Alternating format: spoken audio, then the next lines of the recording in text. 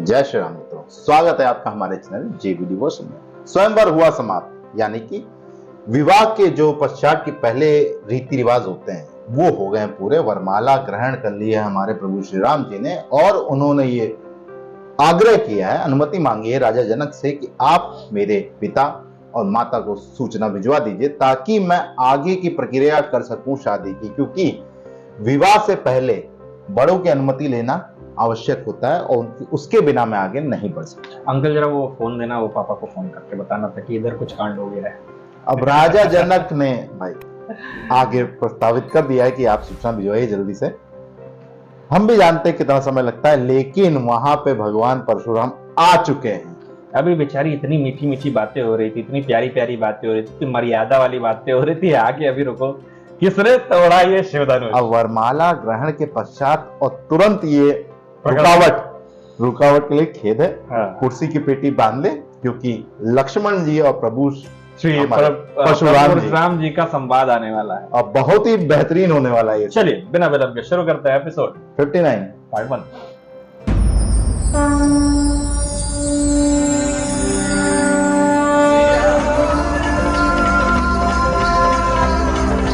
पिछले वाले एपिसोड में तो ऐसा कलर नहीं था,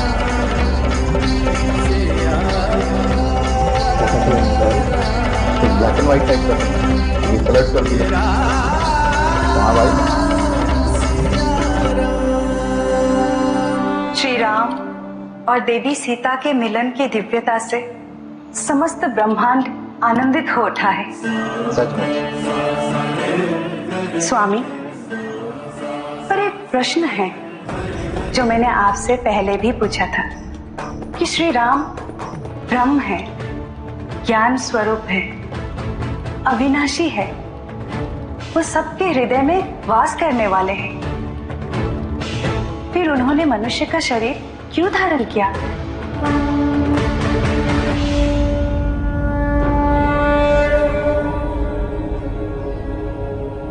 कारण अनेक हो सकते हैं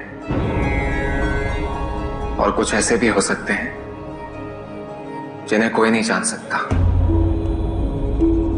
जब जब धर्म का अपकर्ष होता है, अधम अभिमानी राक्षस प्रबल होने लगते हैं। ऐसे में सज्जनों की पीड़ा हरने के लिए नारायण अवतरित होते हैं, जो असुरों का विनाश कर धर्म की स्थापना करते हैं। श्री राम के अवतरण का भी यही कारण है पार्वती। पर इस श्री राम के रूप में अवतरित होने का कोई विशेष कारण तो होगा। नारायण मानव रूप में एक ऐसा आदर्श जीवन व्यतीत करने आए हैं जिसमें वो ये सिद्ध करेंगे कि जटिल से जटिल परिस्थितियों में भी सत्य, नैतिकता और धर्म का अनुसरण करना संभव है। वो ये प्रदर्शित करने आए हैं कि ऐसे व्यक्ति की सहायता करने देवता, मनुष्य और अन्य प्राणी निरंतर रूप से उपस्थित रहते हैं और उसकी विजय सुनिश्चित करते हैं। फिर तो श्री राम और देवी सीता के इस मिलन का भी कोई ना कोई कारण अवश्य होगा।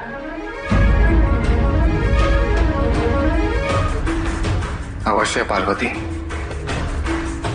ये दोनों मानव रूप में अपने दाम्पत्य से पृथ्वी लोक का उद्धार करने अवतरित हुए हैं। दोनों अपनी निस्वार्थता और त्याग से दाम्पत्य की एक नई परिभाषा स्थापित करेंगे।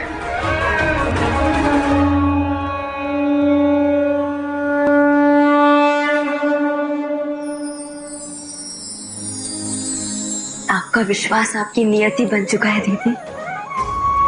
अब मुझे इस पे विश्वास हो गया है कि आप दोनों के मिलन में अब कोई भी बाधा उत्पन्न नहीं हो सकती।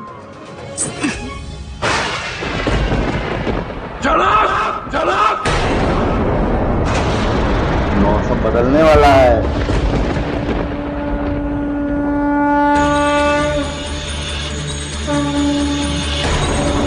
भाग गया तो बेटा। गुस्से में एक उधर चला गया, एक उधर चला गया। अरे दूसरी है सॉरी।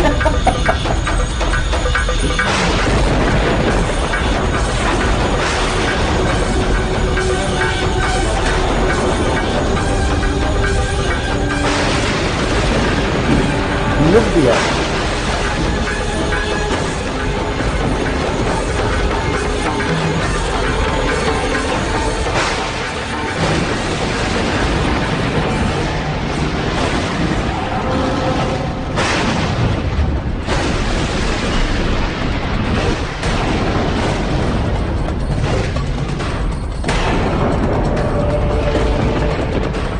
इस लोकेशन का बहुत सटीक इस्तेमाल करें।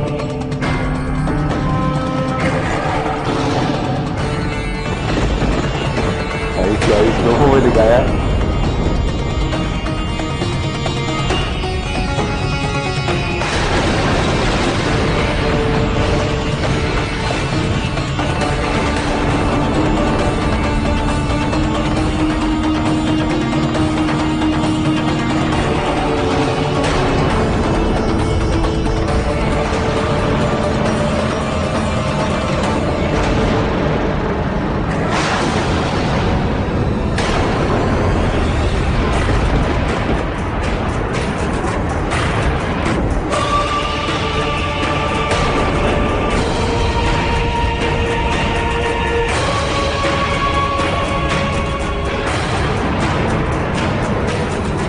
भगवान परशुराम,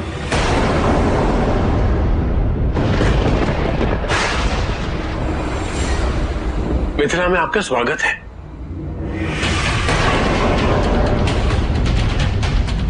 आज बात नहीं करूंगा मैं, नजर नहीं रखना।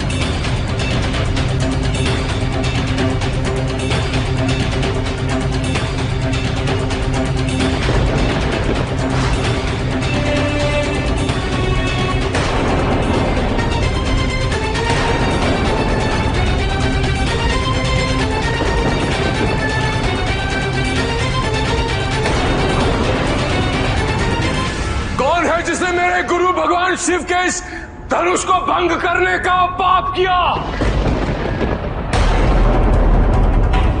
सारे राजा कौन है जिसने ऐसा दुस्साहस करके अपनी मौत को निमंत्रण दिया?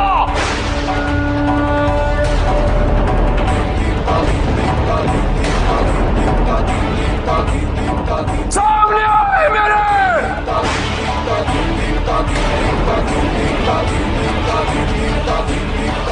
हे भगवान, आप ही के आदेश अनुसार मैंने सीता का स्वयंवर आयोजित किया था। आप ही ने कहा था कि जो भी भगवान शिव के धनुष को उठाकर उस पर प्रत्यंचा चढ़ाएगा वो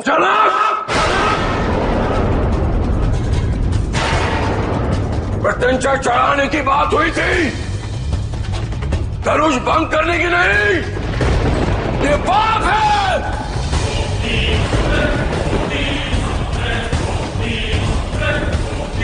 कौन है वो अहंकारी? सामने आए मेरे।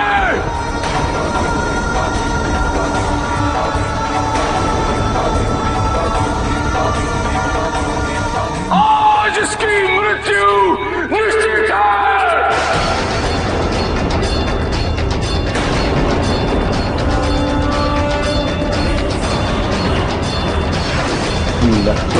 गोली वाले इतने गुणी जनों, महर्षियों और एक ब्रह्म ऋषि की उपस्थिति में ऐसी धृष्टता दिखाई गई और आप सब मौन रहे।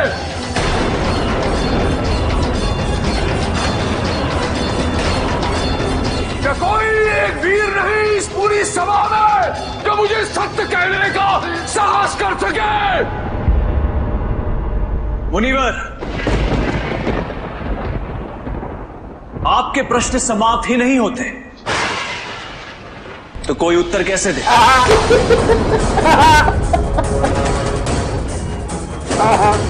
और इतने क्रोधित भी हैं आप। कौन है ये मूर्ख बालक? अरे मूर्ख बालक काल वक्त बोलत जो नहीं जानता कि मैं कौन हूं। मुझे भली भांति ज्ञात है कि आप कौन हैं। अब क्षत्रिय कुल नाशक, बाल ब्रह्मचारी, अत्यंत क्रोधी प्रभु परशुराम है। क्षत्रिय को नाशक। इतना सब जानने के बाद भी बोल रहा हूं। परंतु प्रभु, एक बहुत ही शुभ अवसर पर पधारे हैं आप, और यहां इतना क्रोध उचित नहीं।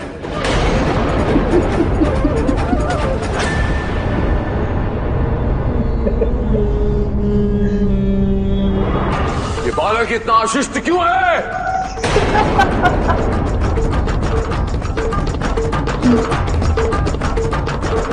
प्रतीत होता है ये मेरे प्रकोप से अनभिज्ञ है। आपके प्रकोप से कोई अनभिज्ञ कैसे हो सकता है प्रभु? किस प्रकार एक कार्तवीर्य के दोष के कारण कई निर्दोष योद्धाओं का अंत किया आपने।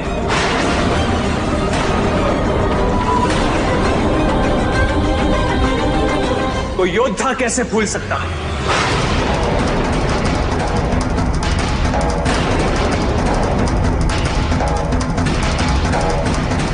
दशरथ नंदन को भगवान परशुराम के प्रकोप को सहन करना ही पड़ेगा।